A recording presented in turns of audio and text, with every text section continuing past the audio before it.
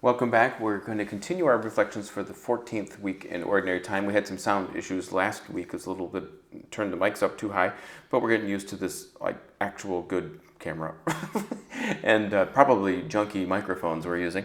But someday it'll look like some podcast with a big mic coming down in front of our faces, and it'll be really legit. But anyway, for right now, we're just happy to offer these reflections to you as you continue your spiritual and faith in your life journeys with us.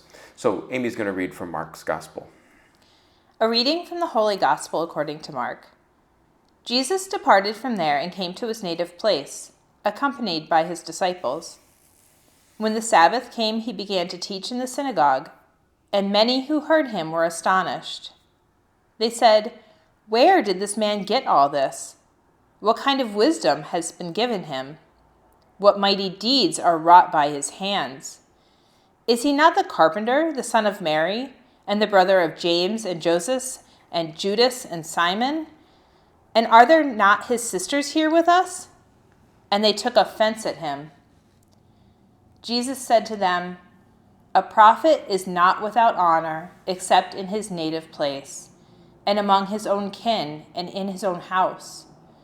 So he was not able to perform any mighty deed there, apart from curing a few sick people and laying his hands on them. He was amazed at their lack of faith. The Gospel of the Lord. Praise to you, Lord Jesus Christ. It's one of those things that we tend to think in our own lives that the big things are happening elsewhere, that the important people come from elsewhere, that we hear a name like, oh, that person's from this town or this city, and it's not ours, and then when anything big happens in our town, it's dominates our thinking for forever and ever and ever. But it's like that anywhere in the world, unless unfortunately you're in a world where there's a war going on. We're hearing a lot about Ukraine. We're hearing a lot about Israel and Palestine. We're hearing a lot about those things now. But beside that, in the normal course of ordinary day-to-day life, we tend to kind of look with negativity on our own, in the sense that the familiarity with them that we have has led us to think that nothing great can happen with them or in our life. And hopefully that's not true of you, but it seems to be something that we go through. I had a teacher in high school that used to say that about our hometown. You're from here, you're not going to be anybody. It was a little cynical, but we loved them anyway. And we have to appreciate that there's something wrong with the way we think about that. Our hope is that we always deal with great wonder about the people who we're working with, the people with whom we share our homes, our spouses and our children, with that nothing ever becomes so mundane that it lacks any sense of extraordinary. And it doesn't have to be extraordinary, but ordinary people have these wonderful gifts just because they were created, that because they belong to God who made us all, they belong to something that's lovely, that's wonderful, that's awesome, that's beautiful. And it does not mean that they're perfect. What it means is they're created by God, who is love, to be loved. And we put ourselves to the task and to the commandment of God, who told us to love. And after we spend enough time with people, we start taking them for granted. We start doing that, and we fall into that pattern.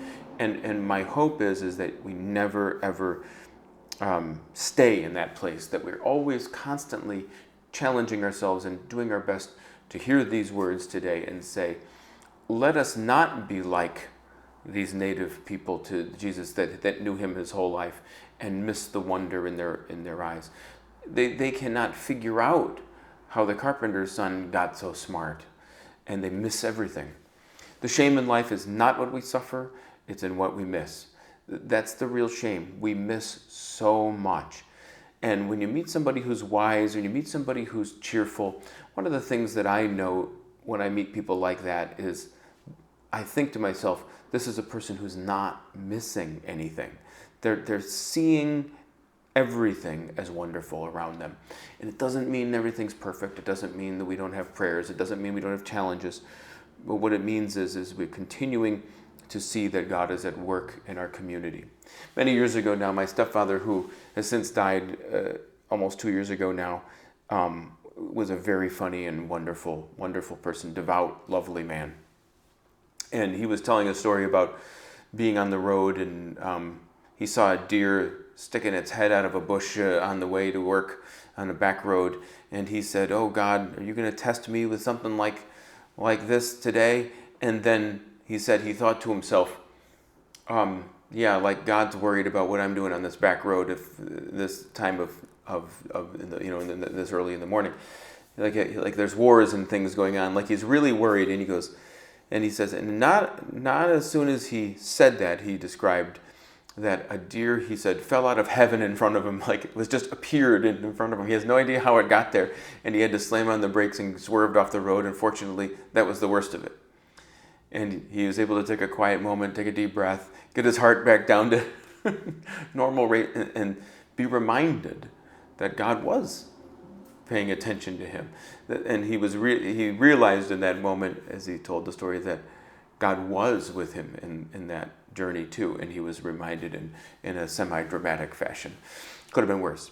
So we remember that. And we always go to that story when I hear people talk about God's working on something other than me. God knows your loneliness. He knows the hardship you deal with. He knows your burdens. He knows inside and out, and he's there. He's in it. He's in it. He's not like us. He's not limited in the same way. He's boundless. All of us are limited. We all have fences to our personality where they end and where we can't really go too much past. God is not like that. Jesus Christ incarnate was not like that. He had that unbounded personality so that he could encompass all. But the rest of us, we're limited. We can't be everywhere and in all places. But God is not like that. God is everywhere and in every time. So I think, to be very brief today, and I'll probably think of something now that I'm saying that to say in the next couple seconds, but take that with you. It's a wonderful message. And it's also a wonderful thing to me when I realize that I can be brief and still say what I need to say, because we end up getting comfortable and saying too much sometimes. But that never happens, right, Amy, around here? But live in the wonder of the people with you. Look today at somebody who you see all the time and thank God for them, and choose things about that person to thank him for. That's just try that, and maybe do a different person with that prayer for a few days and see where it goes, because I think that's a really healthy thing to really be doing, and really healthy. It's Amy works here for us, but we just had a shift in personnel here, leaving and coming, and it takes us. It's hard, but at the same time, when you have moments like that, you are led to really reflect on how wonderful the gift is that those people were in your life when you had them in your life. So take that with you and have a great and wonderful week. I hope the weather is beautiful where you are as it is here today. And God bless you. And we'll see you soon.